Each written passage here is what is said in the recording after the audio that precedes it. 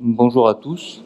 On a le privilège de commencer la session par quelque chose de très masculin puisqu'il s'agit du cancer de la prostate. Donc merci, on va dire, aux organisateurs et à tout le monde d'être présent. Donc on va commencer par Pierre-Olivier Feys qui va nous parler de l'adénocarcinome prostatique localisé, technique et innovation. Vas-y. Merci. Merci Pierre. Juste un petit remerciement pour commencer. Je voulais juste remercier en particulier le docteur Liré de m'avoir convié et donné l'occasion de participer de façon active à cette journée en vous présentant tous les traitements qui sont actuellement validés et ceux qui le seront peut-être dans les années à venir pour l'adénocarcinome prostatique localisé. Merci bien entendu à l'ensemble de l'institution de donner la parole aujourd'hui. Alors juste une présentation brève sur l'adénocarcinome prostatique. Les données que nous avons d'un cas les plus récentes datent un petit peu déjà. Elles datent de 2009 pour les données qui sont validées. Vous voyez que l'adénocarcinome prostatique atteint plus de 50 000 patients par an, chaque année. Et à ce titre, il s'agit du cancer le plus fréquent en France. L'âge médian est d'environ 70 ans. Et même s'il est d'usage de dire qu'il s'agit d'un cancer dont l'évolution est longue, etc., il s'agit d'un cancer qui est létal. Il entraîne environ 10 000 décès par an en France.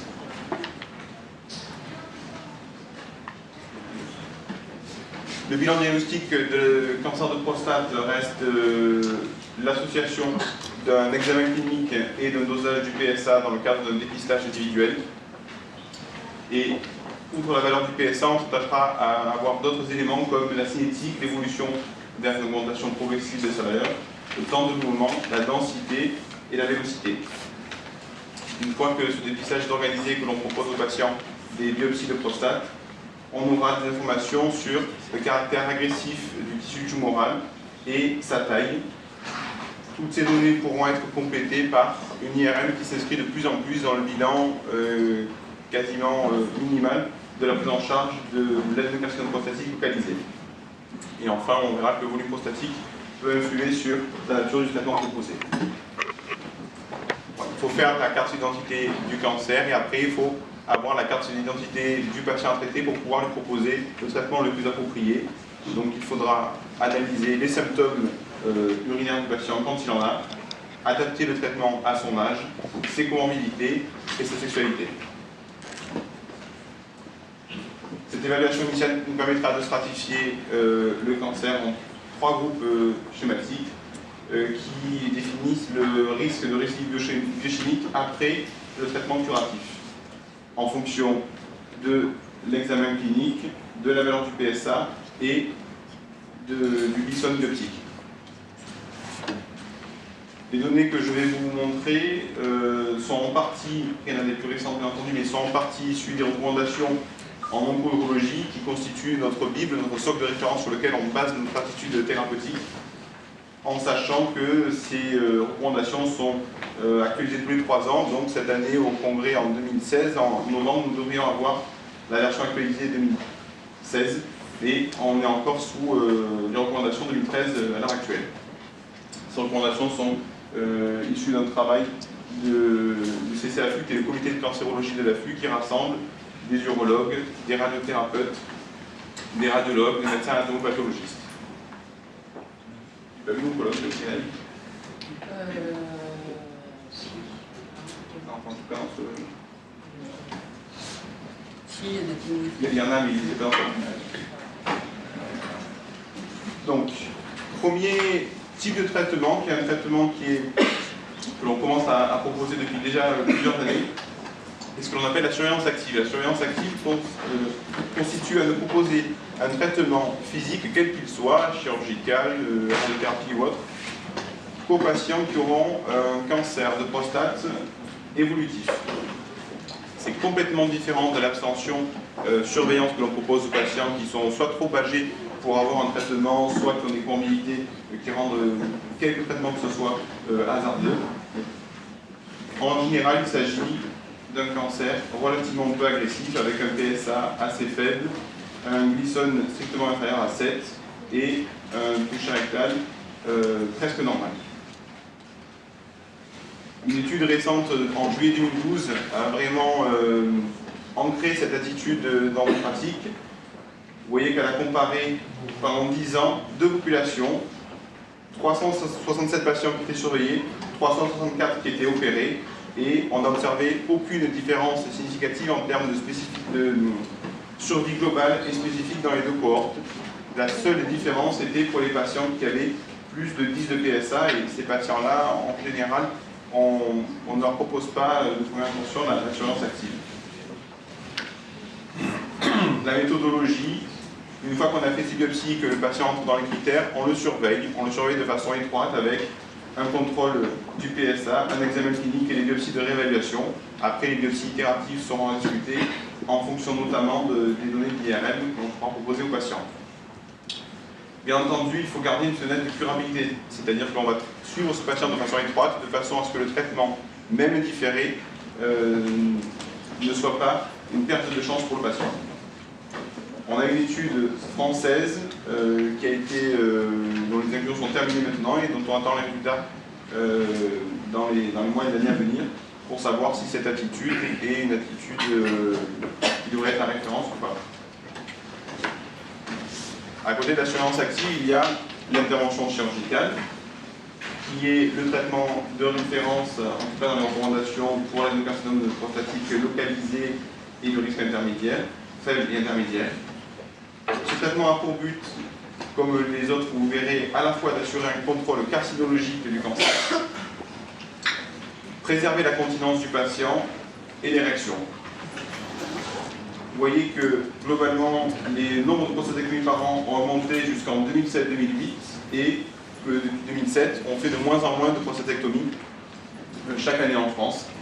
De même, au niveau de la voie d'abord, la voie chirurgicale ouverte est en diminution depuis cette période-là et depuis de nombreuses années, la voie laparoscopique et robot-assistée, plus ou moins robot-assistée, rejoint, voire même double maintenant, dépasse le nombre de prostatectomies effectuées par voie ouverte. Le problème de l'intervention chirurgicale, c'est qu'elle a une mortalité périopératoire assez importante. C'est pour ça qu'on proposera ce traitement général qu'aux patients en dessous de 70 ans. Elle entraîne, comme bien d'autres interventions, des douleurs post-opératoires, un saignement opératoire et une durée d'hospitalisation.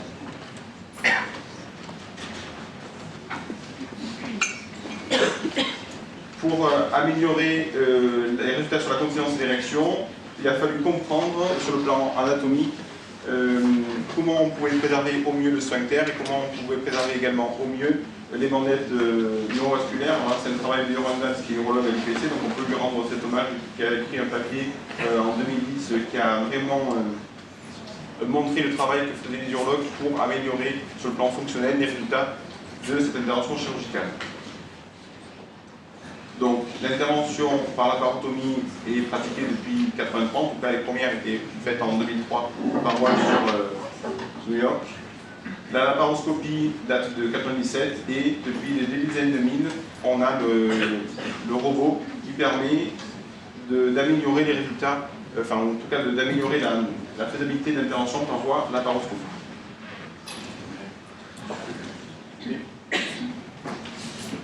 Bien entendu, quand des nouveaux traitements ou des nouvelles voies d'abord apparaissent, il faut vérifier qu'il y a une amélioration. En 2009, une première étude importante rétrospective a comparé ces trois voies d'abord. Et s'il y avait une différence sur les pertes sanguines et transfusions à la durée d'hospitalisation, en revanche, aucune différence sur le contrôle local, la continence et l'érection. Et la durée d'intervention était plus longue avec le robot chirurgical. D'autres études sont arrivées un peu plus tard, en 2012, avec, vous verrez, les mêmes auteurs qui ont publié 4 études pour analyser 4 paramètres. D'abord, le résultat oncologique. On s'est aperçu qu'il y avait globalement un contrôle local identique et des marges pathologiques et une surveillance biochimique comparable dans les différents bras. Pour ce qui est de la gestion périopératoire, on a permis de confirmer le fait que les pertes sanguines étaient moins importantes, moins de transfusion, moins de durée d'hospitalisation, qui est quand même un des éléments importants dans la prise en charge des patients. commence à apparaître quand même une meilleure érection en post-opératoire à 12 mois par voie robot assistée. En revanche, pour la continence, il en est de même pour la continence. Jusqu'à 12 mois, on observe une meilleure continence dans le bras des patients qui ont été opérés avec un robot chirurgical. La dernière étude, la dernière revue date de 2014 et confirme toutes ces données.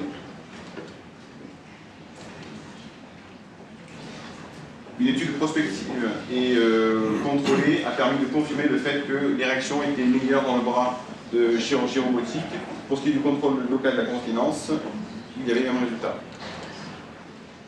Ça, c'était la voie chirurgicale et les améliorations qu'il y a eu dans ces dernières années de la technique chirurgicale. Pour ce qui est de la radiothérapie, elle peut être associée ou non en fonction du risque pronostique à de l'hormothérapie pendant 2 voire 3 ans pour les risques élevés. Actuellement, on ne pratique une radiothérapie que par conformationnelle et dans la majorité des cas avec modulation d'intensité. Le but, là encore, ça va être de préserver les structures adjacentes avec la préservation du sphincter pour la continence et surtout du rectum qui est vraiment juste derrière la prostate. La radiothérapie se fait maintenant guidée par l'image avec une évaluation, une fusion d'images IRM scanner pour guider au mieux les séances de radiothérapie. On aura ces données. Par la suite, il va y avoir un plan de traitement que je vais vous décrire et le traitement lui-même. Donc, on a la tumeur. Pour ce qui est de la prostate, finalement, le volume cible et le volume tumoral sont quasiment les mêmes. Et on va, sur les différentes images, contourer l'organe à traiter et déterminer les organes à préserver. Vous avez derrière ici le rectum, ici la prostate, devant la vessie et ici les têtes tumorales qui sont à risque si elles sont irradiées. À la fin, on a une dosimétrie qui permet de connaître la dose reçue dans chaque zone qui a été préalablement contourée. La radiothérapie se déroule de cette façon. Le patient est installé en ductus dorsal et il y a l'accélérateur qui tourne autour du patient, qui crée un arc de cercle autour du patient permettant d'administrer la radiothérapie de la façon la plus précise possible sur l'organe qui a été contouré. Il y a des barrettes qui bougent en fonction de l'accélération de l'accélérateur qui permettent vraiment de moduler la distribution des faisceaux en fonction de la zone à traiter.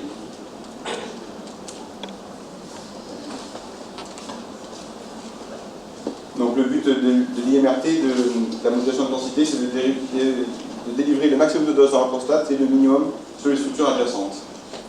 Un des problèmes, c'est qu'on s'est aperçu que la prostate bougeait, ce n'est pas un organe fixe. Vous avez ici la prostate qui est au niveau de cette zone-là. Chez le même patient, la même image, quand le rectum est plein, la prostate bouge légèrement en avant. On imagine que si on se réfère uniquement au cadre osseux, eh bien, on administre les rayons en partie, en grande partie même, sur le rectum.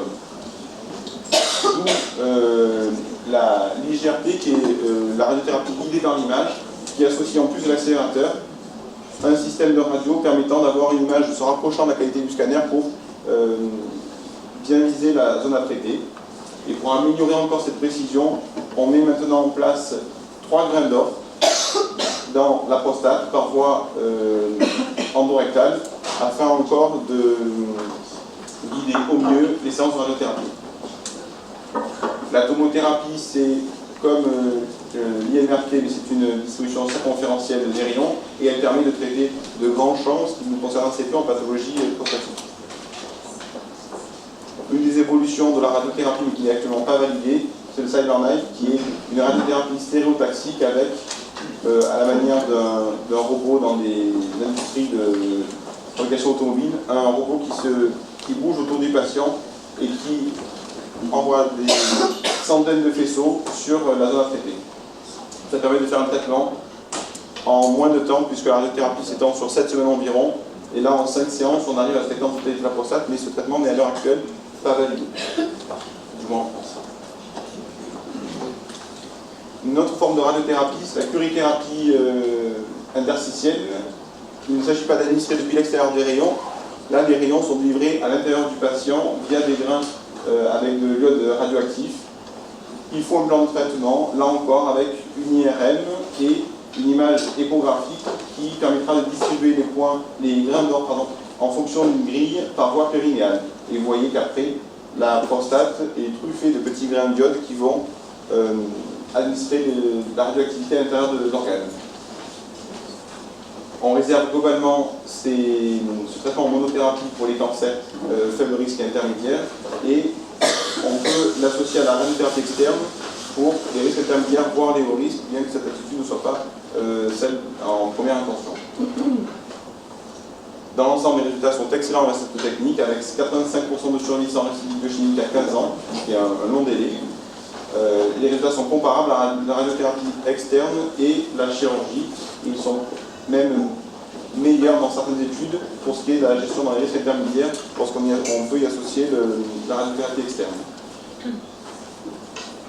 Ça, c'est le traitement classique. Il apparaît depuis quelques années le paradigme d'un traitement focal, c'est-à-dire que l'on va s'attacher à traiter que la zone tumorale et non la glande dans son intégralité. Le problème, c'est que parfois le cancer de prostate est multifocal et qu'il faut bien reconnaître ce qu'on appelle la lésion index, qui est la lésion qui est à risque évolutif et qui va, elle, altérer la qualité, l'espérance de vie du patient. Et l'autre, c'est l'imagerie qui, bien qu'elle progresse, n'apporte pas toujours une sensibilité, une spécificité à 100%.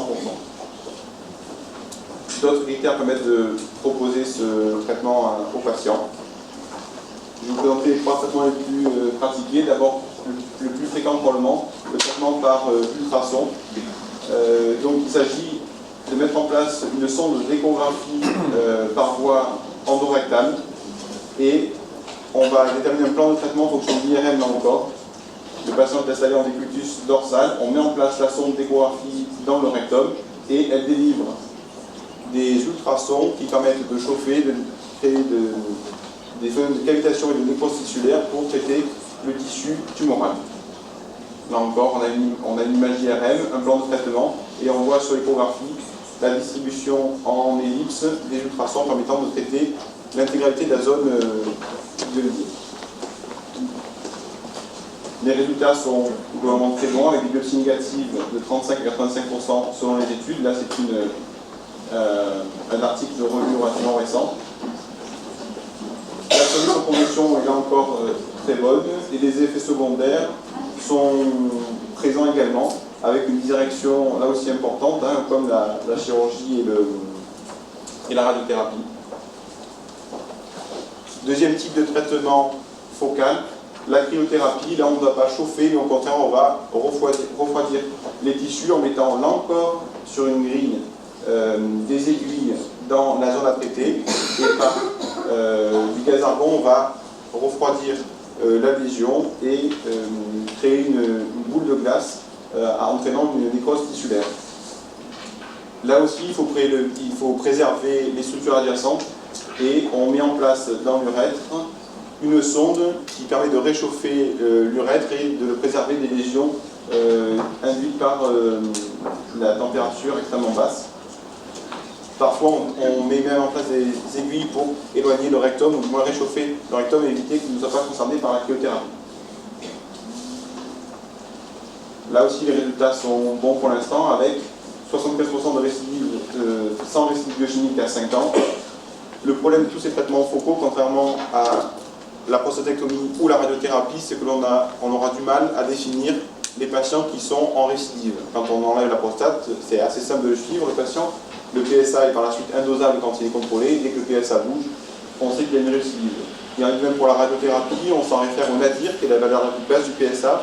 Et quand on atteint plus 2 par rapport à la valeur de cette valeur minimale, on considère que le patient a une récidive. Et quand l'on ne traite qu'une partie de la prostate, la valeur du PSA est parfois, toujours difficile à apprécier pour définir vraiment la récidive. Dernier type de traitement focal, qui est un traitement qui a maintenant terminé sa phase d'évaluation et qui va probablement entrer dans la pratique, c'est la photothérapie dynamique. Le principe est d'administrer au patient par voie intraveineuse un photosensibilisant qui va réagir à la lumière.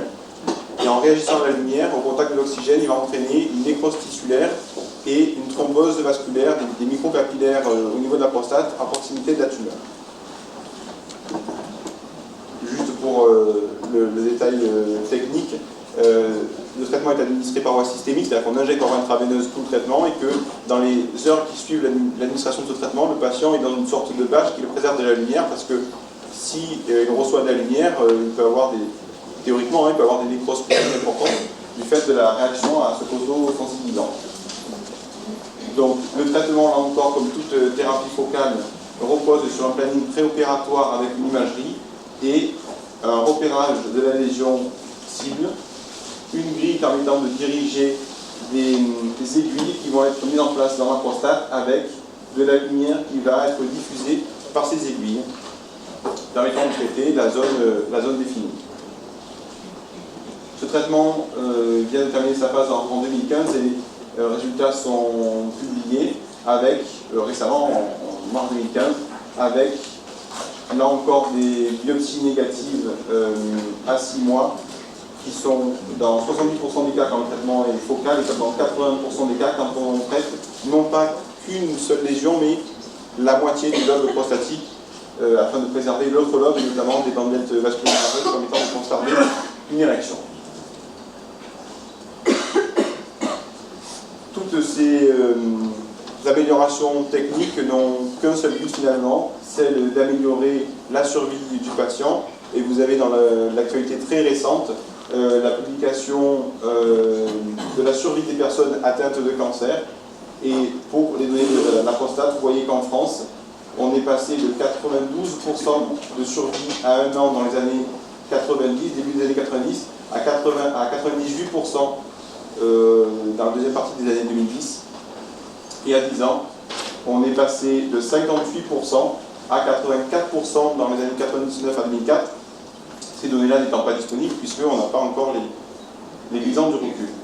Donc voilà, toutes ces données, toutes ces avancées technologiques, qu'elles soient chirurgicales, radiothérapie ou traitement focal, ont pour double but d'améliorer la survie du patient et aussi de préserver la qualité de vie en maintenant une qualité d'érection et une continence pour le patient.